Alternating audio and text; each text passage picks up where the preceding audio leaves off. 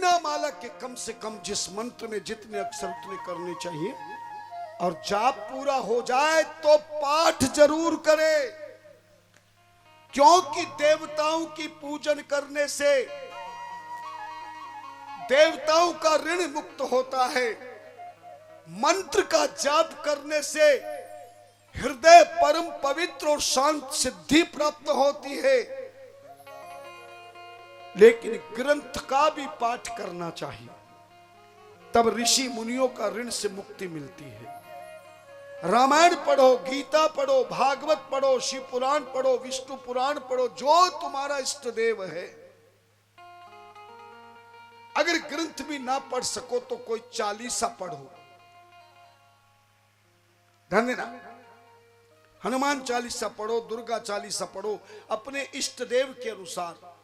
राम जी इष्ट देव है तो राम चालीसा पढ़ो, दुर्गा है तो दुर्गा चालीसा, हनुमान है तो हनुमान चालीसा, शिव है तो शिव चालीसा। स्त्रियां भी पढ़ सकती है, पुरुष भी पढ़ सकते हैं।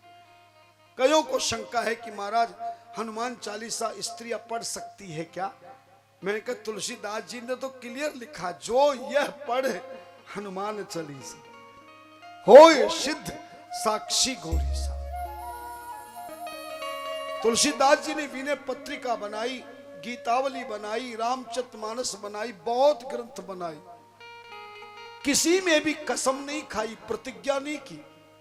लेकिन हनुमान चालीसा में प्रतिज्ञा की है, जो ये पढ़े हनुमान चालीसा होए सिद्ध साक्षी। साक्षी वाली मैं शिव जी को साक्षी करके कहता हूं, जो हनुमान चालीसा पढ़ेगा सिद्ध हो जाएगा।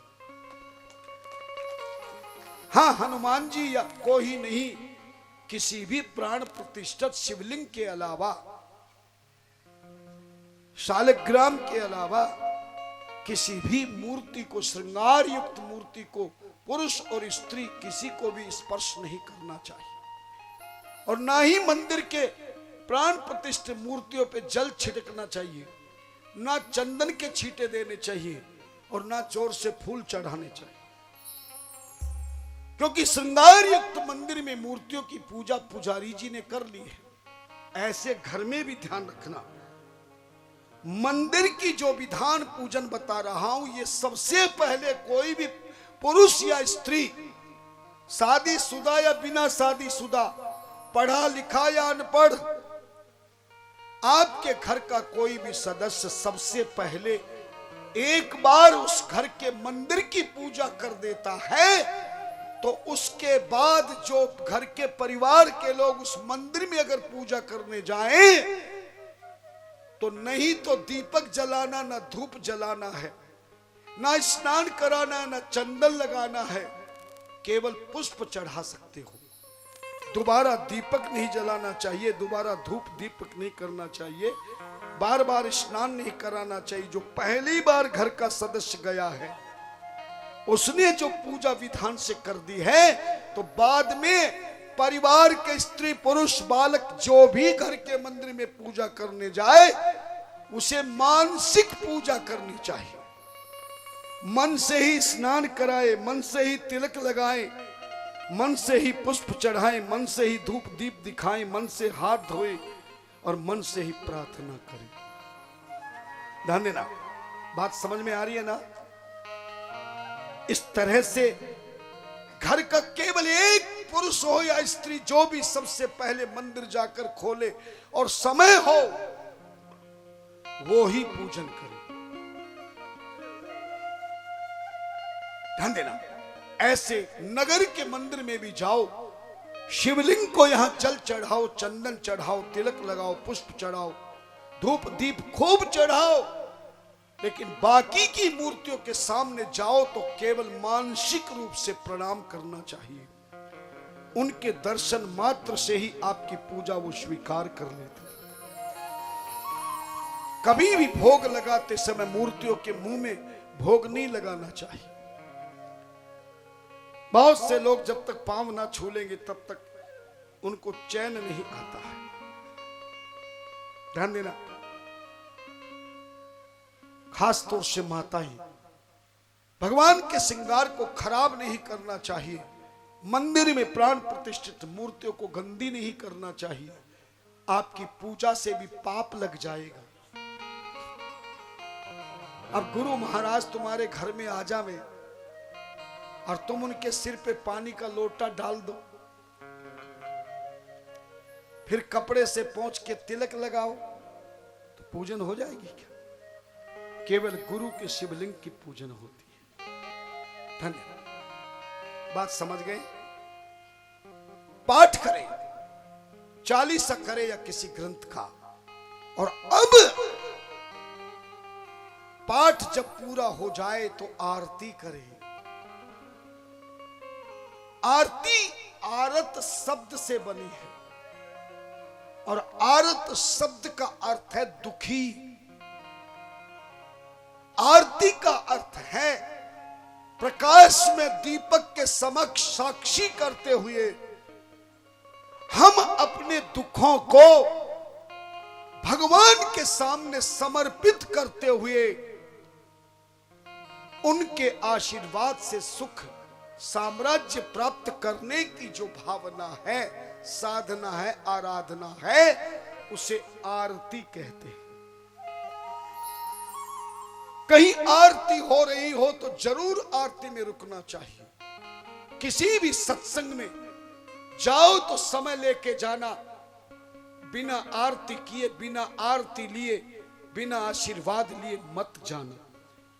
उदाहरण की जरूरत नहीं, सत्यनारायण की कथा तुम सुनते हो, उसमें कई कथाएं आती वैश्य आदि की, कि वो कथा के बीच में ही चला गया तो कितना बड़ा दंड मिला। ऐसे ही आपको भी ध्यान रखना है, आरती का बहुत बड़ा महत्व है। प्राण प्रतिष्ठित सिद्ध मूर्तियों तीर्थों में उनकी आरती में सम्मिलित हो जाइए।